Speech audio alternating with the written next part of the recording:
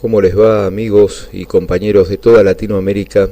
Esta es una nueva emisión de Por la Patria Grande. Mi nombre es Fabián Curoto y como toda la semana los invito a recorrer durante la próxima hora un espacio de información, noticias, opiniones, siempre relacionados con la construcción de nuestra patria grande, de nuestra América morena, con una mirada antiimperialista, antioligárquica, siempre a favor de las cuestiones que propicien que nuestros lazos regionales sean cada día más firmes, más genuinos y bueno, llegar en algún momento a la emancipación real, al descoloniaje cultural que todavía nos atraviesa en muchos aspectos. Creo que vamos por buen camino. En ese sentido, en los últimos 10 años hemos avanzado como región de un modo realmente revolucionario, impensado. Hace 15 años era impensado que estemos en este momento histórico, en este cambio de época, y aquí estamos, con todos los desafíos que ello implica y también con todas las amenazas latentes, ¿no? Cada proceso de transformación de cada uno de nuestros países, de Venezuela, de Argentina, de Bolivia, de Ecuador, de Brasil mismo, tiene sus amenazas, sus enemigos agazapados, sus derechas reaccionarias, y bueno, ahí estamos tratando de echar humildemente un poco de luz sobre algunas cuestiones para no caer en errores del pasado que abortaron intentos de procesos emancipadores. Lo bueno es que en este momento se están dando en simultáneo, con distintas características, cada uno con su idiosincrasia, pero bueno, con un diálogo entre las naciones, con escenarios que propician ese diálogo, UNASUR, CELAC, Mercosur, y bueno, y una OEA que en los últimos tiempos hemos visto que va adquiriendo otra impronta. Se están diciendo cosas en la OEA que realmente replantean el rol regional de, por ejemplo, la superpotencia Estados Unidos en el concierto de estas naciones y de todas las naciones. Siempre hubo voces críticas y observaciones, pero estas veces como que las voces, por suerte, se van multiplicando y poniendo en sintonía. De eso se trata, de ponernos en sintonía. Hablando de sintonía, empiezo el programa agradeciendo a las radios que con su generosidad semana tras semana ponen a esta propuesta al alcance de todos y de todas, y aprovecho entonces para saludar a Delta 80, a las Voces del Muro, ambas radios de Argentina, desde territorio argentino, y a través de este sistema online llegan a todos lados, y a dos radios venezolanas, a Comunidad Estéreo, radio con la que venimos trabajando desde hace algunos años, y tras una pausa retomamos este hacer juntos, y a Radio del Sur Insurgente, nuevamente Radio del Sur Insurgente, entra en diálogo con esta propuesta, así que un abrazo muy grande a estas dos radios que nombré por último, que son radios que desde Venezuela, desde territorio venezolano, tratan de llegar con un mensaje emancipador, como dijimos, a todos y a todas los oyentes que tengan esta impronta, ¿no?, de querer una América más nuestra América. Vamos a empezar en un programa en donde vamos a abordar unos cuantos temas. Hay mucho para hablar. Aquí en la Argentina en 2 o 3 días pasaron muchísimas cosas, noticias y acontecimientos con distintos sabores, siempre hablando de acontecimientos políticos, ¿no?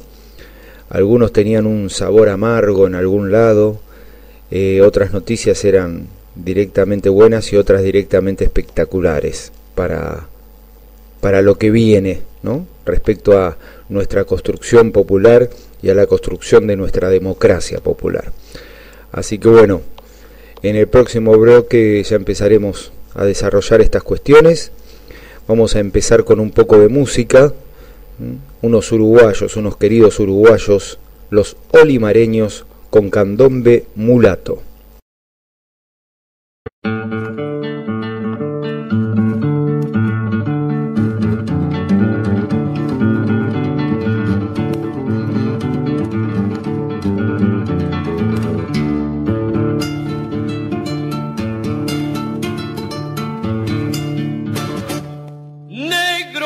Rasgos de blanco, blanco con rasgos de negro. Nunca quieras ocultar lo que te viene de adentro. En el fondo de la sangre llevas tu sangre latiendo. Nunca quieras apagar el tambor de los abuelos. Chachamulato, te va de acá, chachamulato, venga de ahí, chachamulato, venga esa mano que hace chachas en el tamboril. Chachamulato, venga esa mano que hace chachas en el tamboril. Bailando, bailando, mulato.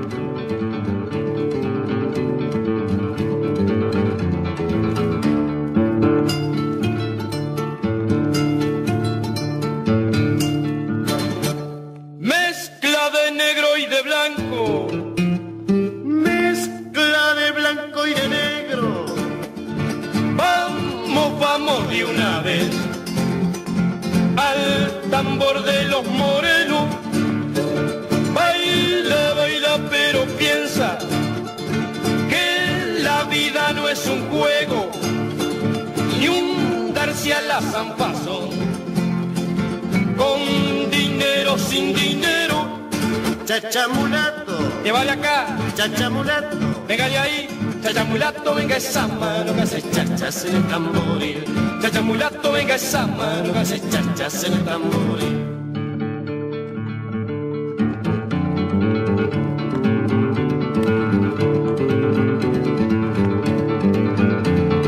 ¡Opa!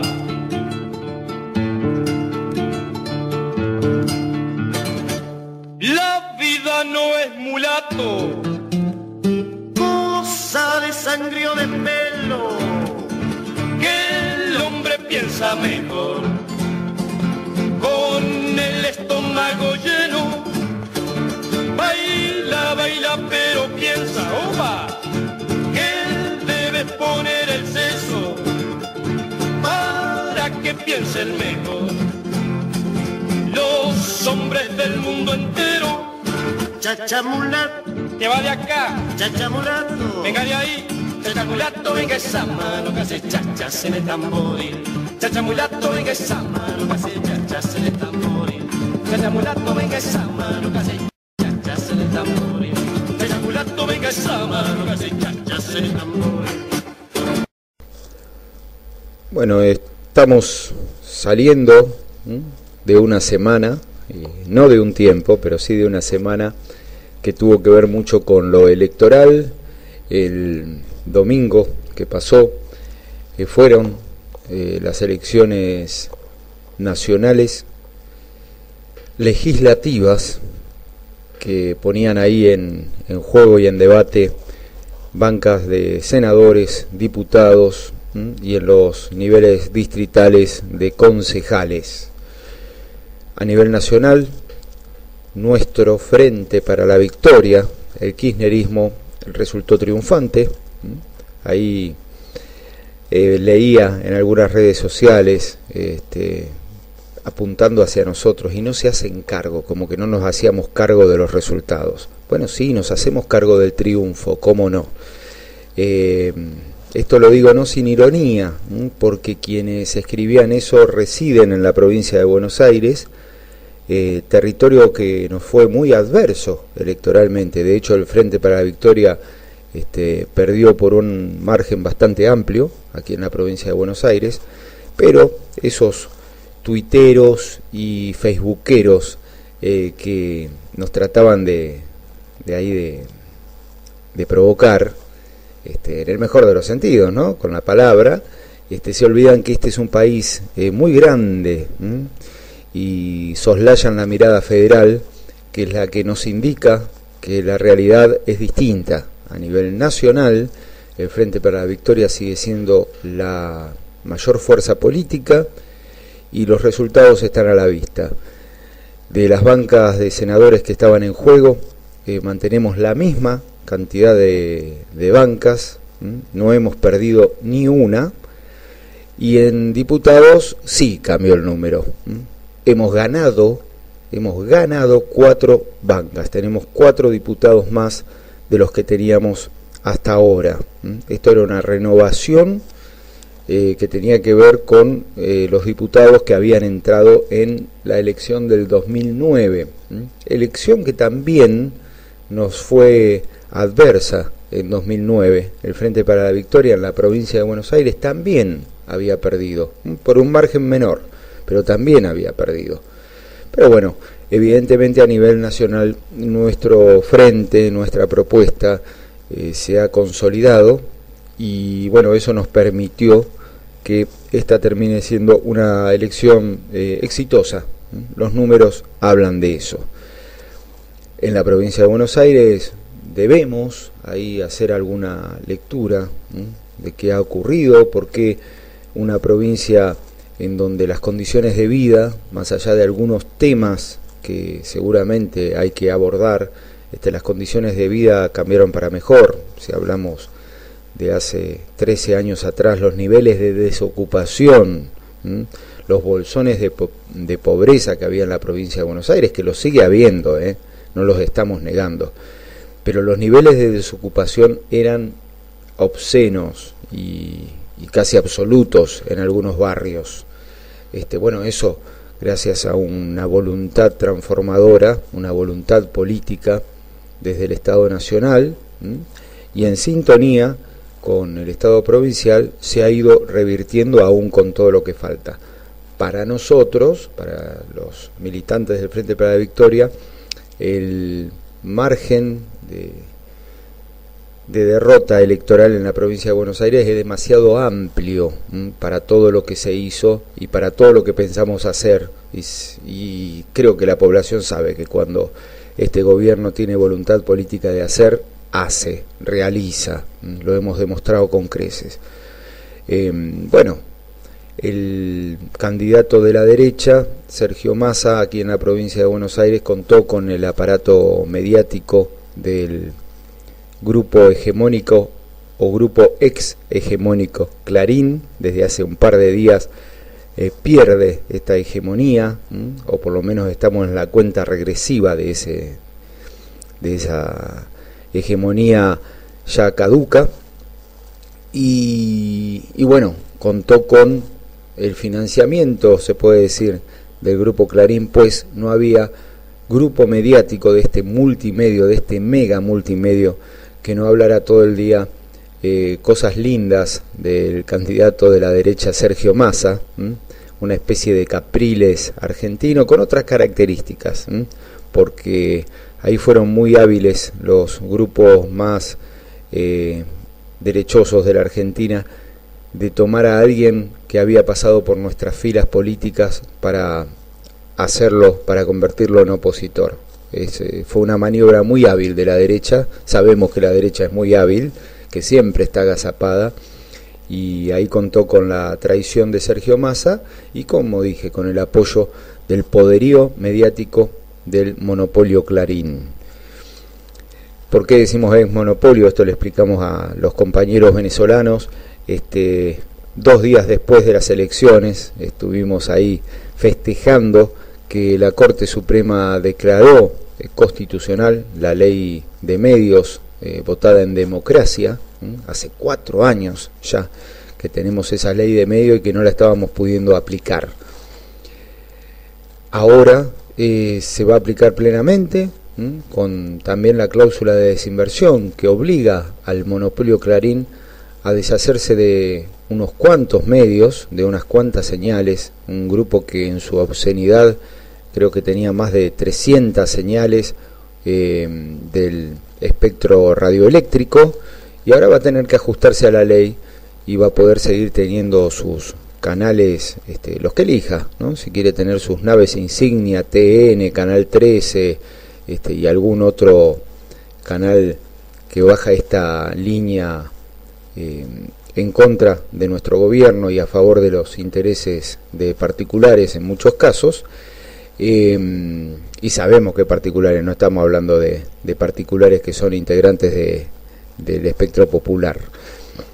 Bueno, pero se van a tener que ajustar a derecho, ajustar a la ley como corresponde, y esto va a permitir, esta desinversión, que algunas de esas señales puedan ser adquiridas por actores que desde hace años quieren participar en esto de aportar voces a la democracia. Así que habrá grupos periodísticos que se harán cargo de esos medios, y tendremos oportunidad de escuchar la rancia voz de la derecha en algunos medios, pero también voces nuevas, con aires un poquito más populares y con miradas distintas. De esto se trata, de ampliar miradas, no de callar a nadie.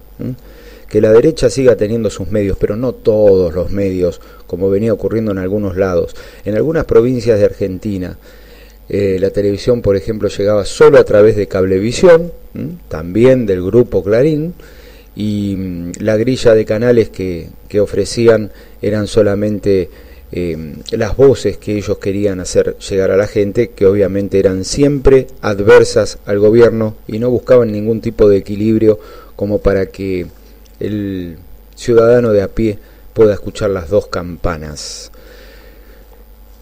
Esto es lo que, con esto quería arrancar el programa, con lo que dije recién, esto de que las elecciones en el plano nacional y en el balance ha sido muy favorable a nuestra fuerza, al kirchnerismo, y que en diputados, por ejemplo, tenemos 4 bancas más de las que teníamos hasta hace un momento. Esas bancas serán asumidas en diciembre, y estamos también en una semana en donde festejamos 30 años de democracia en la Argentina. 30 años, ni más ni menos, de proceso democrático ininterrumpido. Para celebrar estos 30 años de democracia ininterrumpida en la Argentina, algo inédito, desde que mi abuelo existía, desde que mi padre era chico, desde que yo era chico, no se vivían tantos años de democracia sin que en algún momento no aparezca la mano negra de los poderes oligárquicos para interrumpir esos procesos. Poquito antes que yo naciera, hubo aquí un presidente que llegó en una situación irregular. Estamos hablando de Arturo Illia, un radical, de la Unión Cívica Radical. Le explico también a los compañeros venezolanos y de otros puntos de Latinoamérica que aquí en la Argentina ser radical no es el radical anarquista ni el radical hiperrevolucionario. Es un partido con base popular, pero que apuesta a una transformación paulatina. Está lejos de la radicalización política o ideológica tal cual se concibe en otras latitudes la palabra radical. Pero digo, ¿por qué irregular esa presidencia? Pues el peronismo, el partido justicialista, el que apoyaba a Juan Domingo Perón, estaba proscripto, con una proscripción de una fuerza popular, de un partido de origen popular, y con el líder de ese partido exiliado por decisión de los golpistas y con la complicidad de los civiles, gana las elecciones Arturo Illia, un presidente, ya digo, de una democracia media ahí agarrada con pinzas, pero Illia tuvo sí la voluntad de enfrentar algunos intereses, lo que le costó el gobierno. Se metió ahí con los laboratorios, con algunas licencias. Estados Unidos tenía que ver con algunos intereses, y Lía tocó o intentó tocar algunos intereses, y el resultado fue lo que ocurría siempre: golpe de Estado, derrocamiento del proceso democrático. Desde el año 83, proceso que recuerdo, que tengo en mi memoria guardado y atesorado con mucha claridad. Yo ya era un muchachito grande, todavía no votaba, pero ya entendía algunas cosas. Volvió la democracia. Por un lado estaba la fórmula Luder-Vittel, estaba ítalo-argentino Luder y Deolindo Vittel por el Partido Justicialista, y estaba Raúl Alfonsín y Martínez en la fórmula de la Unión Cívica Radical. Esta sí era una elección sin proscripciones políticas. Había partidos que representaban a la derecha, estaba la UCD, Movimiento de Integración y Desarrollo, había partidos de izquierda también participando en esas elecciones. Creo que ya ahí estaba jugando el Partido Intransigente de Oscar Allende, y bueno, y como fuerzas políticas más salientes estaba el Partido Justicialista y la Unión Cívica Radical.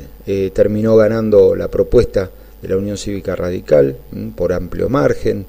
Raúl Alfonsín se hizo de la presidencia, y bueno, desde aquel entonces se fueron sucediendo gobiernos democráticos sin ninguna interrupción que tuviera que ver con golpes militares o golpes cívicos militares. No fue todo una primavera. Alfonsín tuvo que renunciar unos meses antes, dejando asumir al presidente ya electo Carlos Saúl Menem, o sea, le hizo entrega del mandato, pero con un poco de antelación por las problemáticas que ya enfrentaba el gobierno de Raúl Alfonsín.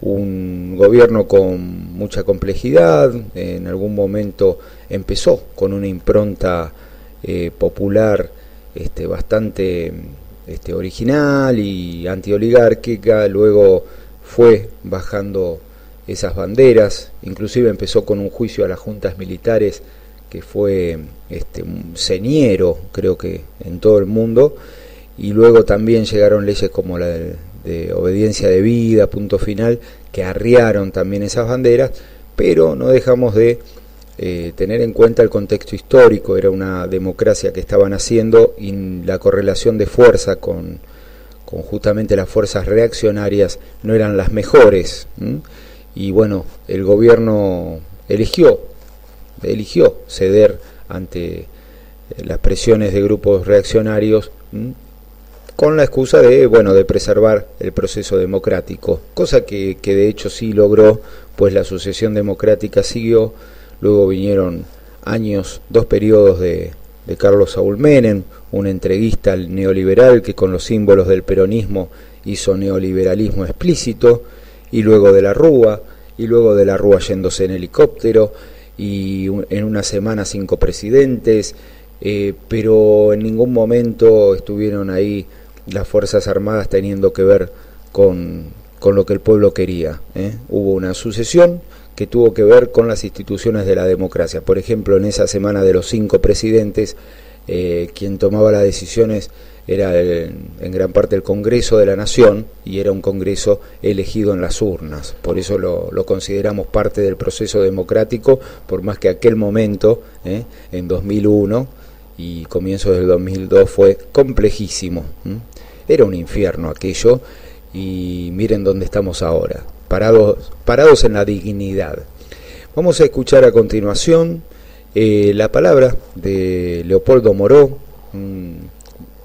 un integrante de la Unión Cívica Radical, un político muy respetable, político de la oposición, está en una vereda política distinta a la mía, pero que yo siempre me pongo contento en escuchar, pues a veces difiriendo, veo que lo hace desde la buena voluntad democrática.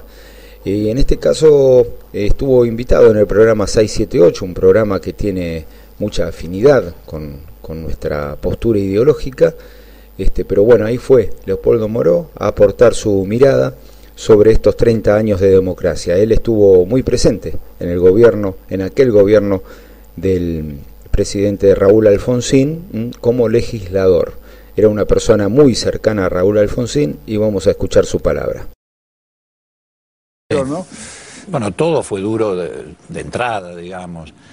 Fue un proceso muy traumático, pero también maravilloso en alguna medida, irrepetible por otra parte, ¿no? Yo siempre digo que nuestra generación vivió dos escenarios muy diferentes. Por un lado, el horror de todo lo que significó la represión, el genocidio, pero también, por el otro, fuimos compensados con la posibilidad de recuperar el proceso democrático y ser protagonistas de esa etapa que, reitero, fue irrepetible. Yo creo que la democracia en la Argentina se ha consolidado, entre otras cosas, fundamentalmente porque en el envión inicial salimos de una elección que fue una elección de ruptura. En general, las elecciones no son de ruptura, pero esta lo fue. Lo fue porque dejó atrás absolutamente el pasado. Dejó atrás el pasado de una dictadura militar horrorosa que había mutilado los derechos humanos, dejó atrás el delirio belicista de un régimen militar que nos metió en la guerra de Malvinas y casi nos mete en una guerra con el país hermano de Chile. Dejamos atrás la violencia de la década, la violencia política de la década del 70. No pudimos dejar atrás definitivamente, y esa fue una materia pendiente, una política económica que había destruido el aparato productivo y empujado a millones de compatriotas al hambre, la miseria. Eran nómades que andaban dando vuelta por la Argentina buscando un mendrugo, trasladándose de una provincia a la otra. Ahí es cuando se produce en esa etapa el fenómeno de los asentamientos, las grandes concentraciones urbanas, de pobreza y de exclusión. Y creo que tuvimos la virtud de iniciar esa etapa con lo que yo caracterizo como una transición no pactada. Yo creo que el gobierno de Alfonsín fue el único gobierno en América Latina que empezó a desarrollarse y desenvolverse desde una transición no pactada. En el resto de los países de América Latina, desgraciadamente, no ocurrió lo mismo. Y eso, más el empuje que venía de un pueblo que exigía, digamos, volver a la democracia, organismos de derechos humanos que reclamaban el esclarecimiento, fue lo que nos dio la fortaleza suficiente como para llevar adelante los juicios a las juntas. Apenas asumimos a los pocos días, crear la CONADEP, modificar el Código de Justicia Militar para que los militares fueran juzgados como corresponde, como cualquier ciudadano común, por tribunales civiles, extraditar a López Rega, que vivía en la impunidad y que fue traído a la Argentina esposado y preso en una cárcel de la democracia donde murió, entre otras cosas porque era responsable de los primeros atisbos de terrorismo de Estado que hubo en Argentina. Así escuchábamos parte del análisis de Leopoldo Moró respecto a ese retorno a la democracia que vivió la Argentina en el año 1983. El 30 de octubre de 1983 se votó, se eligió en las urnas quienes iban a dirigir a partir de ese momento, qué ciudadanos iban a dirigir los destinos de nuestra nación. Y bueno, Raúl Alfonsín tuvo su impronta, su decisión política de fijar las bases para que la democracia tenga estabilidad, aún con déficit muy importantes, tal cual lo reconocía en cierta medida Leopoldo Moró, en esto de desmantelar el sistema económico que había llevado a la exclusión y a la pobreza a millones y millones de argentinos. Eso fue un déficit evidente del gobierno de la Unión Cívica Radical. De cierta forma creo que no supo muy bien qué hacer con eso, pero sí en las cuestiones institucionales, civiles, en lo que tenía que ver con memoria, verdad y justicia, dio avances o muestras de avances que eran inéditos en estas latitudes y que obviamente sirvieron en gran medida de base para lo que luego vino, que fue el gobierno de Néstor Kirchner, en donde ahí sí la voluntad política fue absoluta, plena, y se llegó a fondo con esto de las políticas de memoria, verdad y justicia. Se dejaron de lado aquellas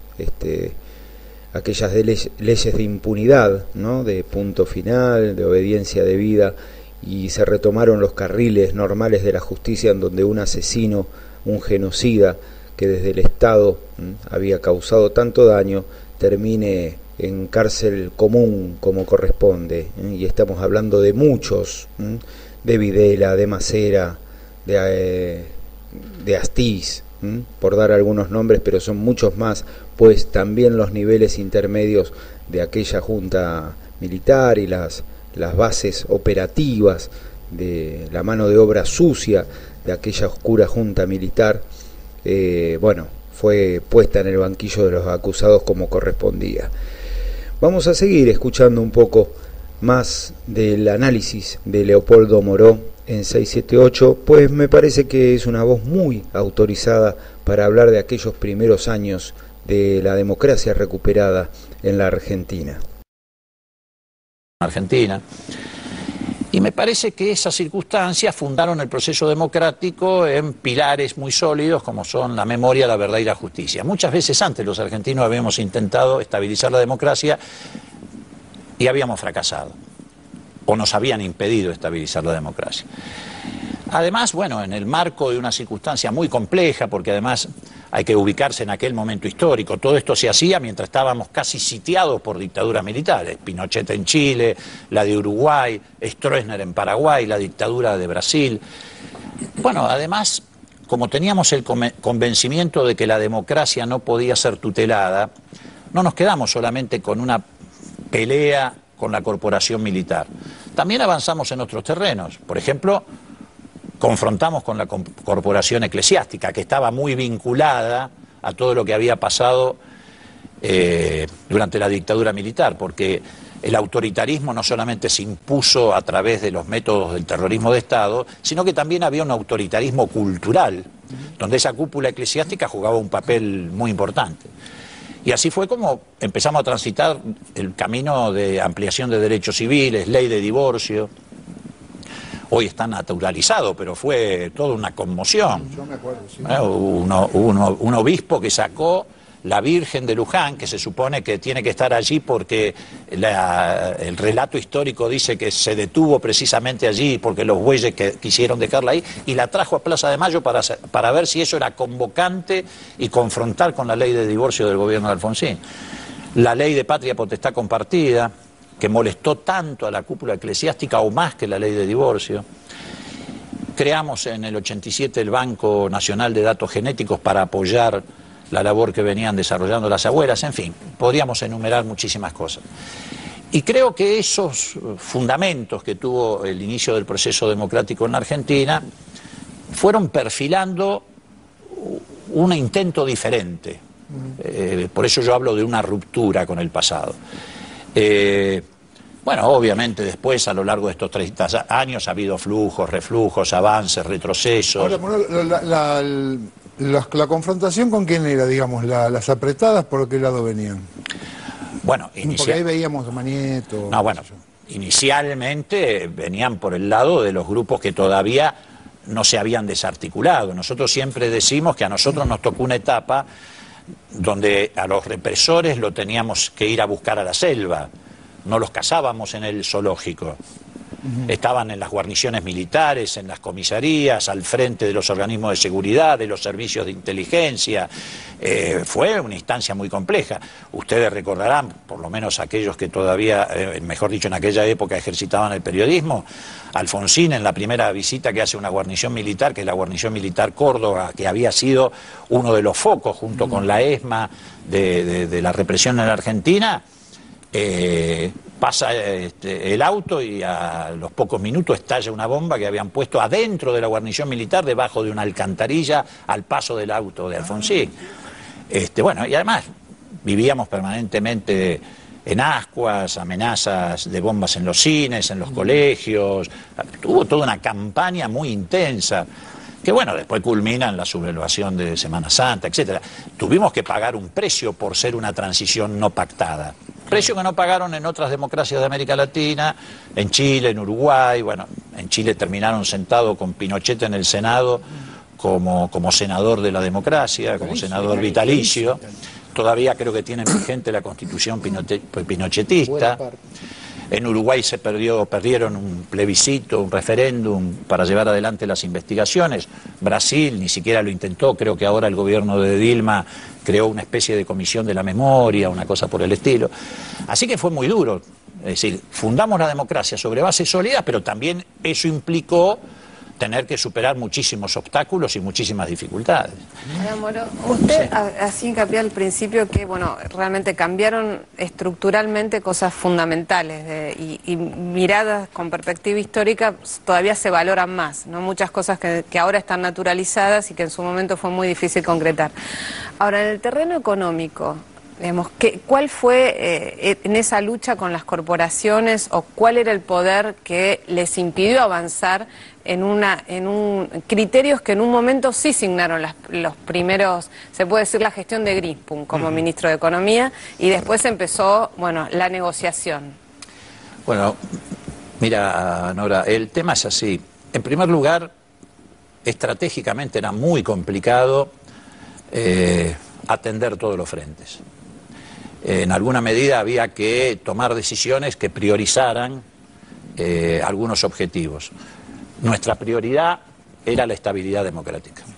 Esta era nuestra prioridad. Con esto te quiero decir que dejábamos de lado resolver la herencia que habíamos recibido, que también en esta materia fue tremenda. Pero la prioridad la teníamos puesta en otro lugar. En este mismo programa, creo que recién lo vimos, la imagen de Néstor Kirchner, me acuerdo que comentaba a propósito de las prioridades estratégicas, creo que fue Barón el que le preguntó sobre el porqué de la presencia de Redrado en el Banco Central, y él contestó, inteligentemente a mi juicio, bueno, ¿qué quieren? Tenía que negociar con el Fondo Monetario Internacional, no lo iba a designar a Kunkel. Bueno, eso es una definición de prioridades estratégicas. Nosotros teníamos como prioridad debilitar, achicar, llevar al mínimo posible la corporación militar, la eclesiástica, etcétera, que eran las amenazas inminentes. Por supuesto que teníamos un problema muy serio, fundamentalmente en lo que se relaciona a la deuda externa. Fue la década perdida de América Latina precisamente por la deuda externa, por el peso de la deuda externa. Y efectivamente, como vos bien recordás, Grispum encara un camino. No lo encara solo, fueron instrucciones de Alfonsín. La idea nuestra era formar un club de deudores de los países latinoamericanos. En ese momento no teníamos fortaleza individual, no existía ni el Mercosur, ni el UNASUR, no existían gobiernos populares en América Latina, todo lo contrario. Estábamos casi solos en el continente y bueno, intentamos ese camino, lo intenta Grispum. Pero claro, cada vez que Grispum llamaba a algún país, lo atendía el ministro de Economía de un gobierno militar que era un ultraliberal fenomenal, que además lo primero que hacía cuando cortaba era llamar por el otro teléfono a Washington y decirle, mirá, acá hay unos locos que quieren formar un club de deudores para delegitimar la deuda. Así que nos generaron una situación de aislamiento enorme. Bueno, hoy quise dedicar el programa ni más ni menos que a estos 30 años de democracia, a todos los que forjaron este camino, y más allá de las diferencias políticas, no puedo dejar de brindar un homenaje a Raúl Alfonsín, a ese primer presidente de esta etapa democrática, que, como bien decía Leopoldo Moró, priorizó algunas cuestiones. Bueno, gobernar es elegir qué batallas dar o en qué orden darlas. No se puede atacar a todos los frentes al mismo tiempo. Esto es algo que algunos partidos de izquierda trotskista muchas veces no entienden o no quieren entender, no lo sabemos. Nos dicen, pero ustedes hablan de las corporaciones, pero no no van contra esta y esta y esta y esta y esta y otra corporación. Las batallas se dan por etapas, ¿no? Primero una, acabamos de obtener un triunfo popular sobre una corporación mediática, sobre un grupo hegemónico que realmente tenía cooptado el espacio radioeléctrico en la Argentina, y las señales de cable y todas esas cuestiones, y bueno, se resolvió en favor del pueblo, en favor de la pluralidad, en favor de la democratización. Hemos ganado, o estamos ganando, porque hasta que no veamos los resultados concretos, este grupo tan poderoso que es el Grupo Clarín siempre recurrió a artilugios. Ahora parece que está buscando la foto de la gendarmería o de la fuerza policial entrando en sus oficinas para de nuevo decir que somos una especie de dictadura que va contra ellos. Bueno, un cuento que solo alguien muy ingenuo puede llegar a creerse, luego de que durante 4 años el poder de esa corporación y de sus aliados logró que una ley de la democracia no pueda ser aplicada. Bueno, ahora finalmente va a ser aplicada esa ley, según parece. Lo hemos festejado junto a los compañeros de Colina y de otras agrupaciones compañeras ahí frente al Congreso de la Nación, ese Congreso que con mucha sabiduría sancionó esta ley de la democracia, la ley de medios, una ley realmente revolucionaria. Algunos habitantes del Brasil dicen que ojalá en algún momento pudiera existir en Brasil, pudieran existir las condiciones dadas como para dar de este modo la batalla contra los grupos hegemónicos mediáticos. Bueno, aquí en la Argentina hemos podido dar la batalla y en este momento parece que vienen los mejores horizontes posibles en ese sentido.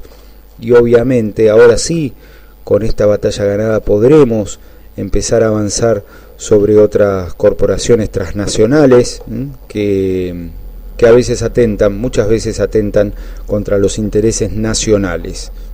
Vamos por ello, vamos por más, paso a paso, vamos dando las batallas que hay que dar. Este gobierno durante los últimos 10 años es prueba viva de ello, de que nunca se esquiva la discusión, y las batallas cuando hay que darlas se dan en serio.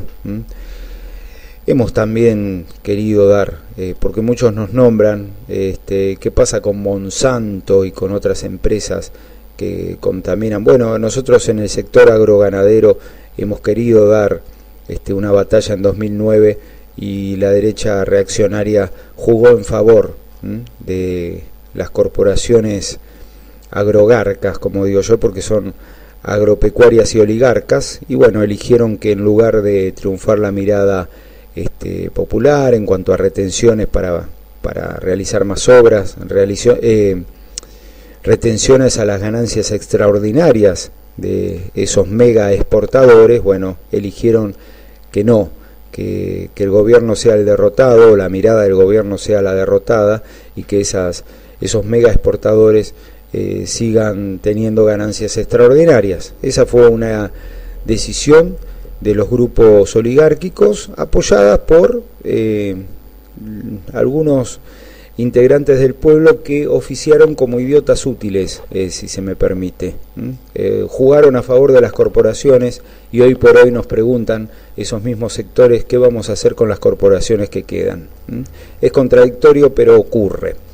Vamos a escuchar un poco de música. Seguimos festejando la plena aplicación de la ley de medios de la democracia en la Argentina. Y escuchemos, ya que nombramos a Brasil, un tema de un enorme grupo brasileño, Tribalistas. Creo que una expresión de la música brasileña de las más elevadas.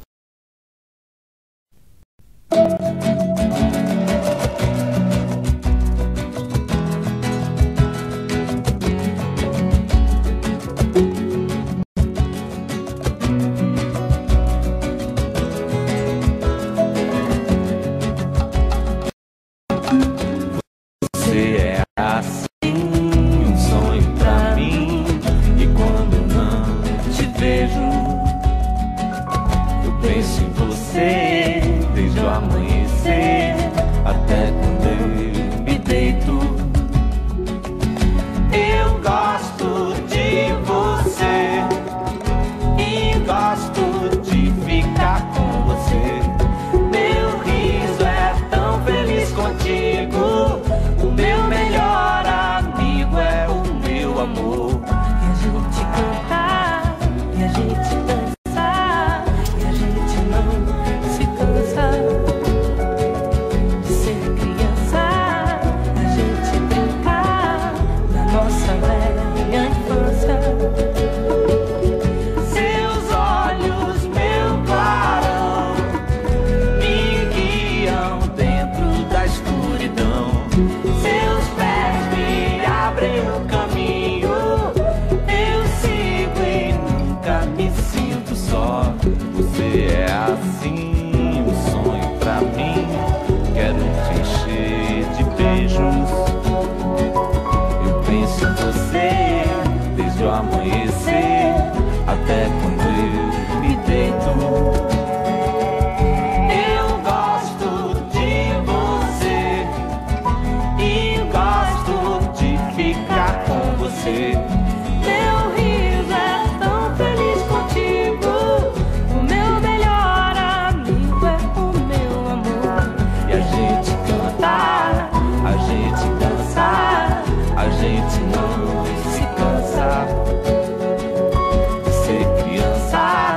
A gente brincar na nossa velha infância. Seus olhos, meu clarão, me guiam dentro da escuridão. Seus pés me abrem o caminho. Eu sigo e nunca me sinto só. Você é assim, um sonho pra mim. Você é assim. Você é assim, um sonho pra mim. Você é assim.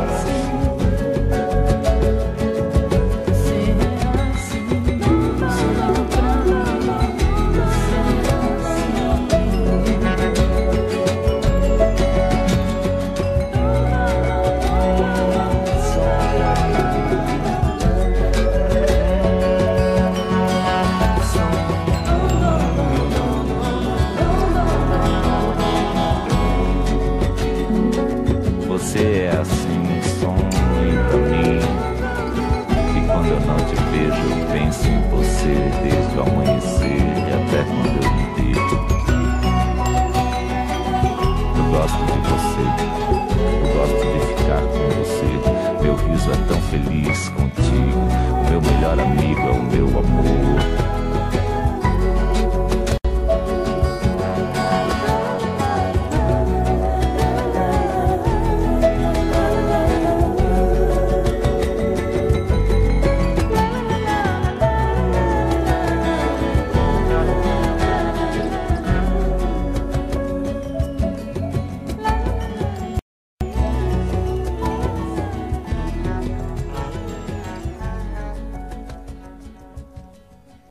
Nos vamos despidiendo de a poco hasta la próxima semana y bueno, es un momento para reflexionar en democracia.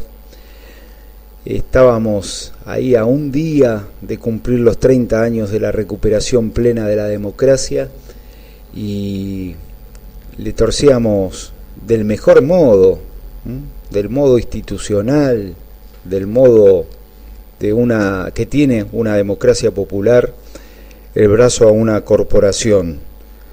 Entrábamos al 30 de octubre aquí en la Argentina con más democracia, demostrando que la democracia estaba por encima de las corporaciones. Durante muchísimos años aquí las corporaciones estuvieron por sobre la democracia y las corporaciones eran quienes le marcaban la agenda a los presidentes democráticos. Democracias tuteladas, se llama eso.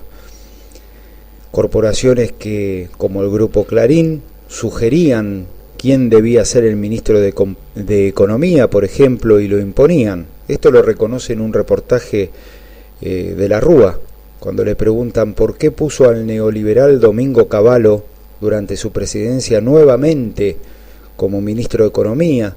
Domingo Cavallo ya había sido ministro de Economía del neoliberalismo propiciado por Carlos Saúl Menem, y él dice, ¿y qué quiere?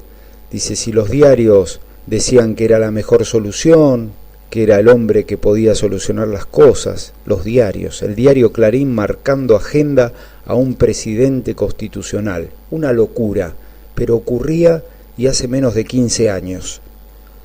Por eso, tengamos siempre memoria y siempre votemos en esto, en autonomía, en que no haya injerencia de grupos hegemónicos, de corporaciones transnacionales sobre la agenda política de quienes nosotros decidimos que manejen de modo constitucional los destinos de nuestra nación. Apostemos por las democracias populares y no por las democracias tuteladas o las democracias titireteadas desde las corporaciones, como si fueran marionetas. Creo que hemos ganado muchísimo terreno en ese sentido. Y bueno, y vuelvo a la reflexión de Leopoldo Moró. Miren en qué contexto volvía en el año 1983 Argentina a la democracia, qué entorno había regionalmente, Pinochet en Chile, aún la dictadura en Brasil, en gran parte de Latinoamérica procesos dictatoriales o abiertamente neoliberales. Calculen que eran los prolegómenos del consenso de Washington.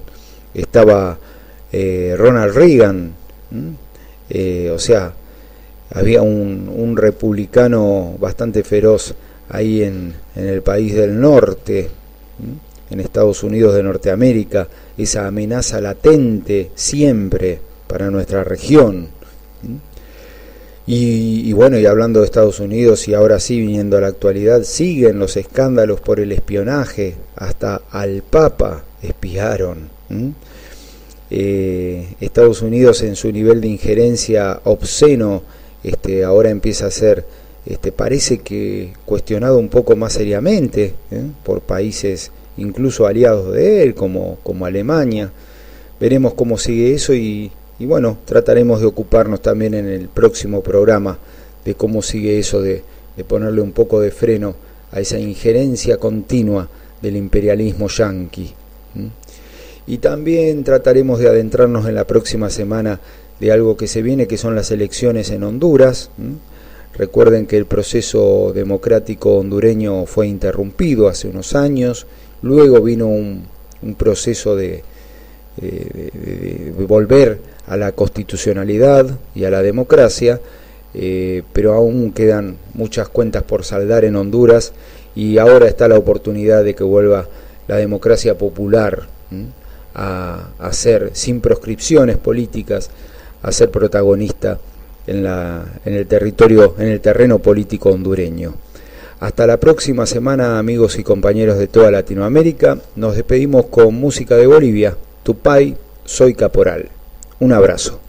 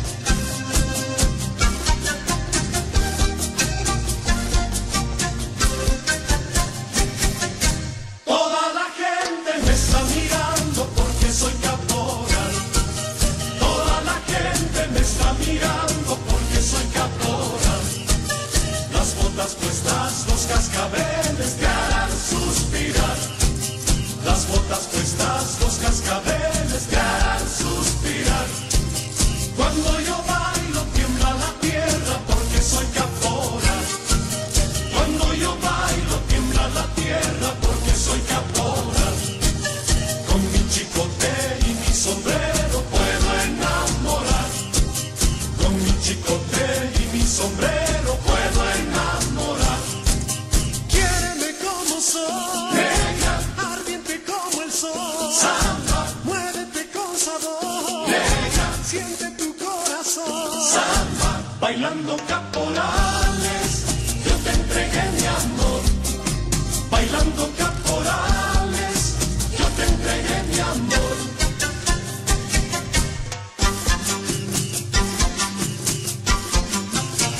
A bailar, mi negra linda.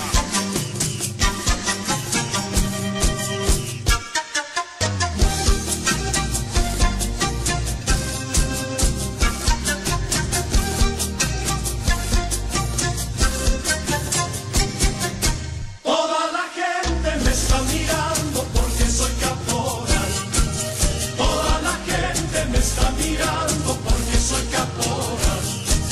Las botas puestas, los cascabeles te harán suspirar.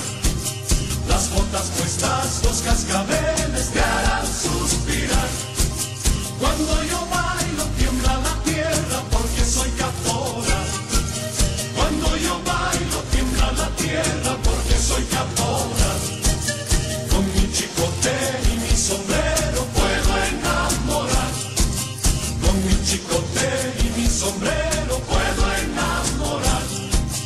Quiéreme como soy, negra, ardiente como el sol. Samba, muévete con sabor, negra, siente tu corazón. Samba, bailando caporales, yo te entregué mi amor. Bailando